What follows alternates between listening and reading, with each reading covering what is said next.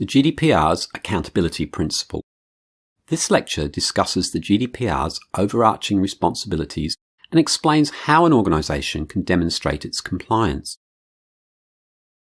The GDPR introduces a new principle called accountability. This is in line with a global trend to make accountability a legal obligation. The accountability principle makes the data controller responsible for ensuring that GDPR's 6 data protection principles are adhered to. This principle replaces the notification obligation from prior data protection regulation.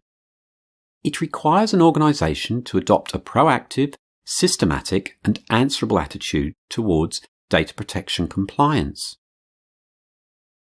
Under the GDPR, it's not enough for an organisation to merely comply with its data protection principles.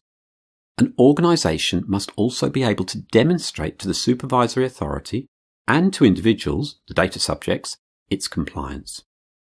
Also, it must be able to show it conducts ongoing reviews and updates.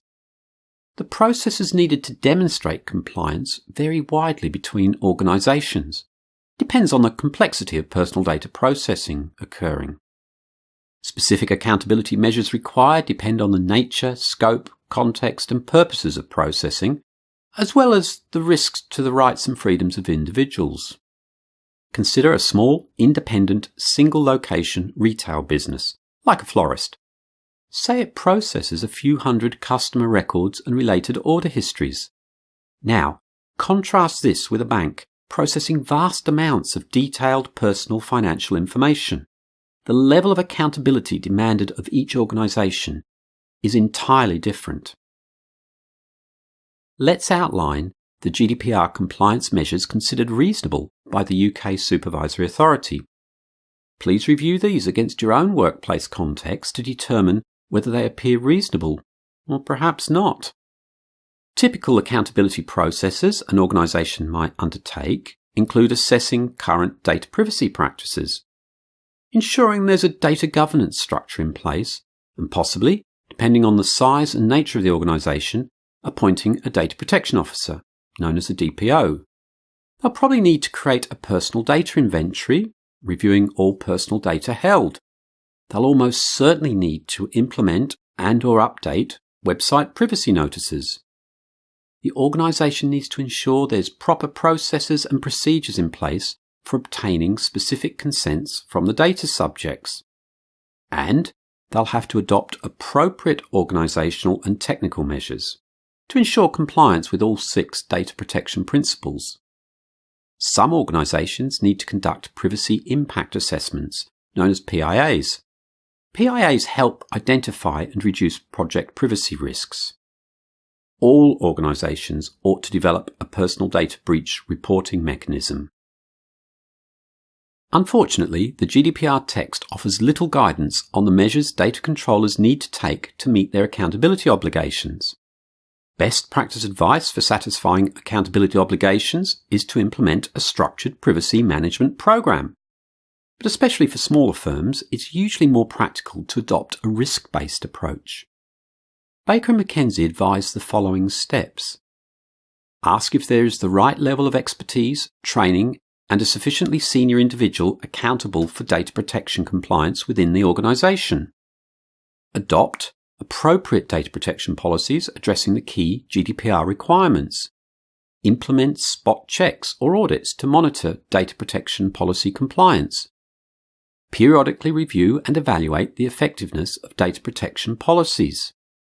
Document them all to be able to demonstrate their accountability on request in an organised, effective manner, in such a way that doesn't disrupt business operations, and follow any practical guidance from supervisory authorities on accountability requirements. The UK ICO has provided some accountability and governance guidance advice to help organisations demonstrate their GDPR compliance. Let's consider this advice briefly. An organisation should implement appropriate technical and organisational measures to ensure they can demonstrate compliance.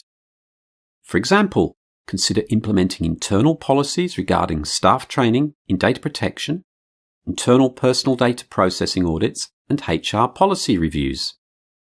Taking a course like this, providing your organisation keeps a record of it, demonstrates staff are trained in GDPR awareness and its key obligations. Organisations must also maintain relevant documentation on their personal data processing activities.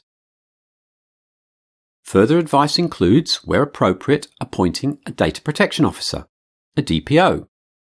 Some organisations must appoint a DPO, for example, most public authorities, or organisations employing more than 250 people.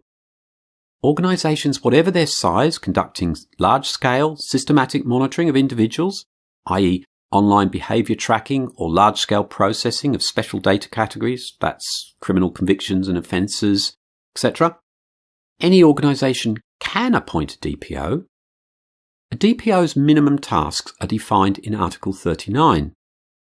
These tasks are to inform and advise the organisation and its employees about their obligations to comply with the GDPR and other data protection laws, to monitor compliance with the GDPR and other data protection laws, including managing internal data protection activities, advising on data protection impact assessments, training staff and conducting internal audits. To be the first point of contact for the supervisory authorities and for individuals whose data is processed. That's the employees and customers. Although adding effort to new initiatives, privacy by design and privacy by default help organisations ensure their GDPR compliance. They allow potential privacy issues to be identified at an earlier, less costly stage and increase awareness of privacy and data protection issues within an organisation. Privacy by design.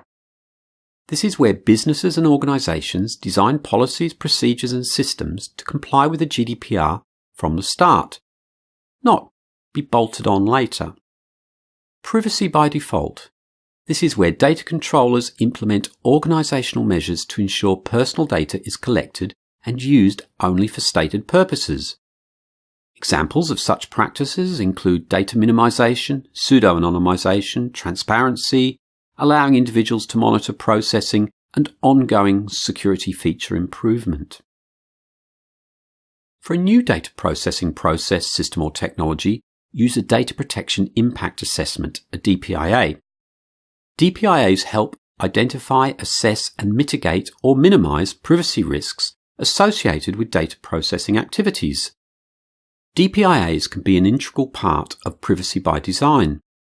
The GDPR sets out circumstances where DPIAs must be conducted. For example, when using new technologies and processing is likely to result in a high risk to the rights and freedoms of individuals. Other examples where a DPIA is necessary: systematic and extensive processing activities, including profiling and decisions with a legal or significant effect on individuals, where there's a large-scale processing of special categories of data, and for the systematic monitoring of public areas, i.e. CCTV. The GDPR promotes the use of approved codes of conduct and certification mechanisms to demonstrate compliance. These codes and certifications must take the specific needs of micro, small and medium-sized enterprises into account. Signing up to such codes won't ever be obligatory, but when an approved code of conduct or certification scheme covering your processing activity becomes available, consider working towards it as a way of demonstrating your compliance. Adhering to codes provides organisations with several benefits. For example, let's say your organisation adopts an appropriate code of conduct or certification scheme. This improves your company's overall data protection, transparency and accountability. In the marketplace, it enables individuals to distinguish between organisations based on their approach to data protection. Helps individuals decide which organisations to trust with their personal data. Codes and certifications also provide some mitigation against supervisory authority enforcement action. They help improve data protection standards by establishing best practice. When contracting work to third parties, including processors, consider asking if they have signed up to codes of conduct or certification schemes. Businesses and organisations need to prepare for personal data information requests. Information requests can come from both individuals and the authorities. An individual may exercise his or her rights under the GDPR. This is in the form of a Subject Access Request, abbreviated to SAR. Organisations may also need to respond to requests and possibly deal with investigations initiated by the supervisory authority.